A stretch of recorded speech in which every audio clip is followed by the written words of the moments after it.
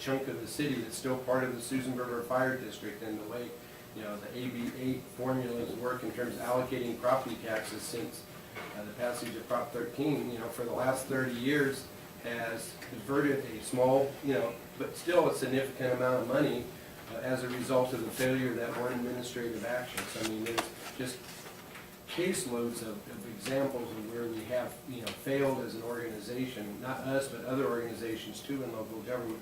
And a lot of times it's just due to lack of staff capacity. And so I think that's something that if we're going to be successful, we need to address. And yes, there is a cost associated with it, but I think the benefits that would be derived by getting work done in a timely fashion, rather than taking years to accomplish something that could be done in months or maybe in a year or two.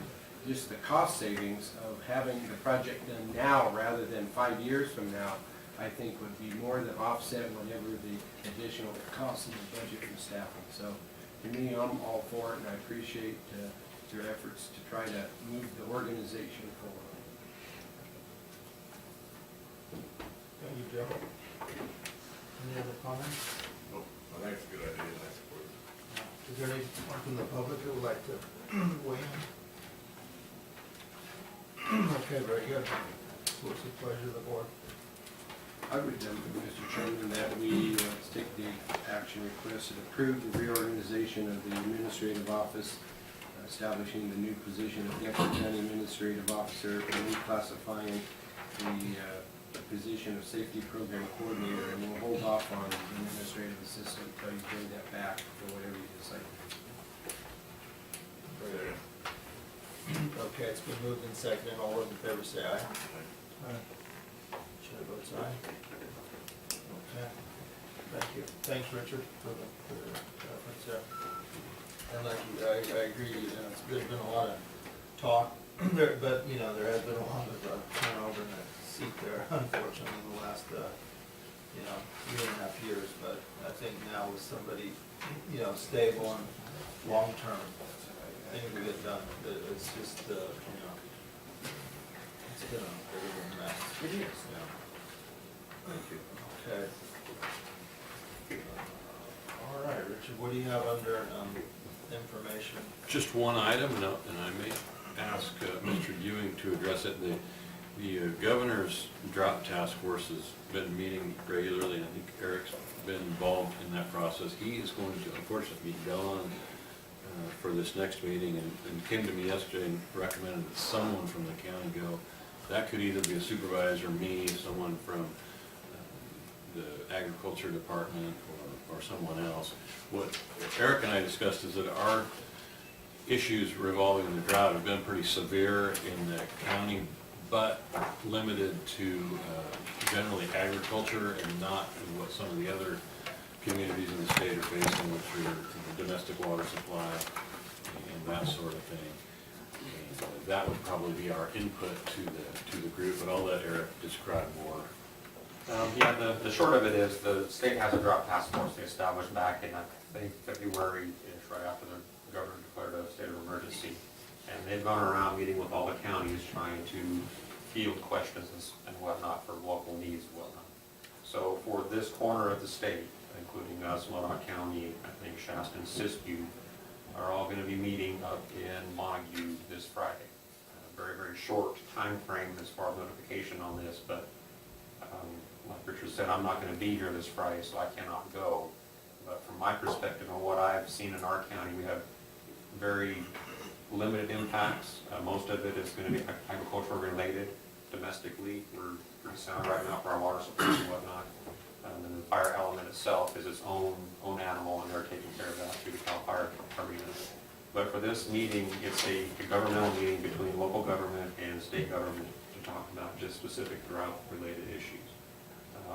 Well, there's one additional one that you haven't touched on, which I think we need to also keep in mind, because I think it does have some significant impacts upon our local economy. And it was based on a radio story I heard this morning concerning the status of Eagle Lake, and Dr. Bateson, I guess we're within inches of reaching an all-time low. I mean, we're talking about all-time low back in the 30s after the White Tunnel had first been effective and was used, and before it was shut down. Apparently the lake got down to a certain level. And the concern that was raised is that Department of Fish and Game is looking at imposing some restrictions or limitations on fishing in the lake. As the lake gets lower and lower, obviously you've got the fishery that's there, the Eagle Lake trout, which is coveted in terms of either limiting the number, I mean, they've already got, the standard limit that's there on a per day basis. They're talking about either limiting it further or outright prohibiting any fishing until the lake comes back in order to try to preserve the fisheries that exist because of the low level of water. And if that is indeed the case, the impact on the economy by not having, the people coming to the county to fish the Eagle Lake, and that still drives economically, a lot, not only just the businesses what are few left in the Eagle Lake Basin, but here in Susanville, and Westwood and everything on the west side of the county, I think would be impacted. So I think economic relief for those folks is maybe not on par with the agricultural impacts, but it's still one that I think we would make sure is kept in mind. Yeah, and this whole discussion for this meeting is just that, to daylight our concerns and make sure that the state priorities are lining up with the local. And I'm not sure what the Eagle Lake Interagency Board, if they met recently, even if they weighed in on that issue, but I could see, I know when we were, concerned about the boat launching facility, not having the ability to launch boats and the impact that would have by, impacting the ability that people come up and fish. Well, we've got that sort of kind of resolved, but so what if you can't go out and fish? And I know I was out there Memorial Day weekend watching them launch boats at the alternative facility. And there are a lot of people out there, and there's a fair amount of activity at, the South Shore Marina, because I guess that was the only place in the lake you could actually get into North Shore. It's totally shut down. Jimmy, bring up a good point, the Eagle Lake Interagency, they haven't met for, I'm gonna say a year, and we may be wanting to look at seeing if we have anything that we need to do on that. Normally, I think we have to meet once a year more. We try to meet twice a year, but yeah, it's been at least 9 months, I think. It's since probably the time last to summer. put together something. And Eric asked me for some stats just since we got them. We're still working on countywide, but in Eagle Lake in the last year and a half, there's been like 28 well applications, and they've all been either new or deepenings. So that, and that's a lot. I mean, that's significant. So that's impacting that local community significantly. And I guess the question I have is, the drought monitor that gives you your status, where it be extreme or severe? We're a D3 right now. So, And the next one is D4. D4 is the highest. Okay, and the question that I've been asked and haven't been able to answer is, why aren't we a D4? I mean, what does it take to come up with that? What do they look at? How do they figure it out? Because there is other counties in Nevada that are not any worse than we are that are D4. There's many factors that go into that drought. It has to look like Honey Lake. Yeah.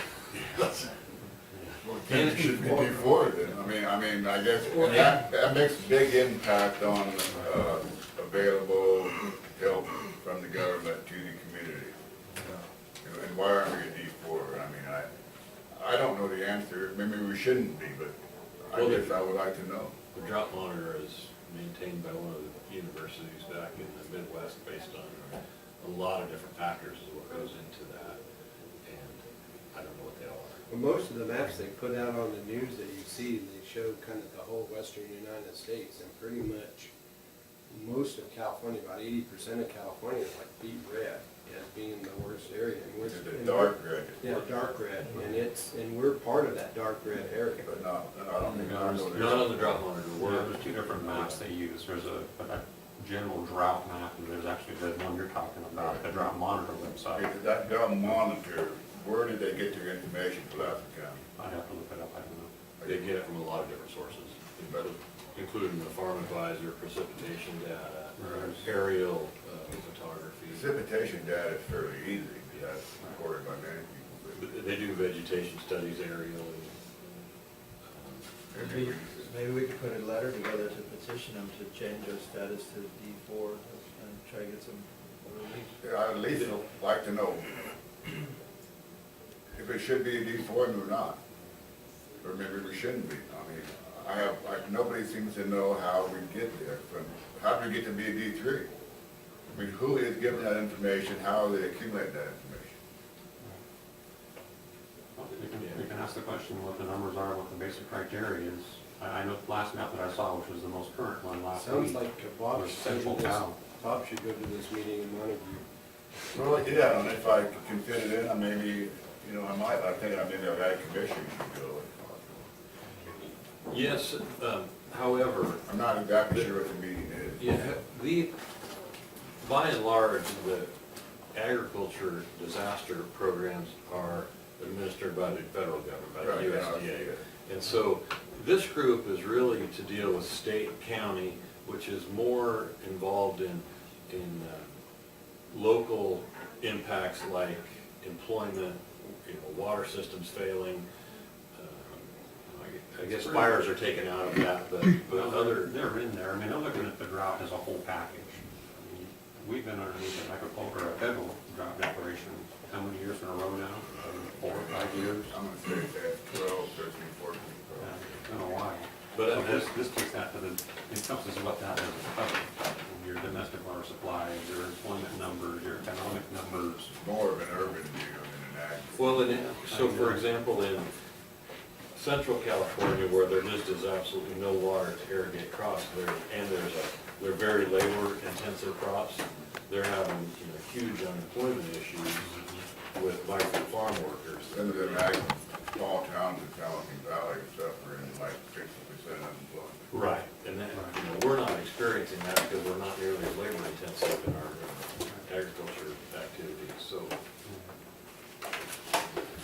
So just basically, this meeting that we have Friday, it's just a governmental forum between local government and state government to talk about our issues and where we sit and where the state sits. It's just a spot to sit down for a couple hours and assemble together. So, I guess the point is, if one of the supervisors wants to go, great. If not, I think it's important enough that I will go, or the ag commissioner. You were in the ag commission, I feel like they're great. Yeah, I think you're right. It's more on the California level that they did declare California drought, blah, blah, blah, put all this money aside, and most of it is for urban city use, and conservation of water within the city.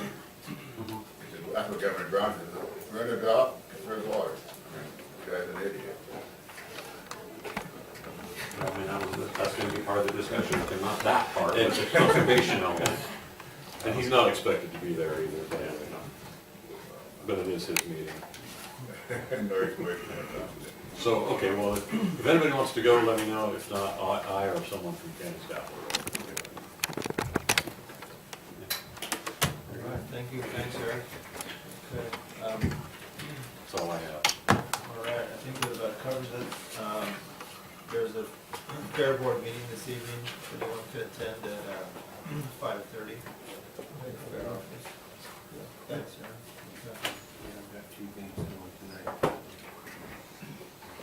I missed anything, Richard? Thank you, Nope. not at all. I think you got it. Alrighty, so. Okay, we will adjourn.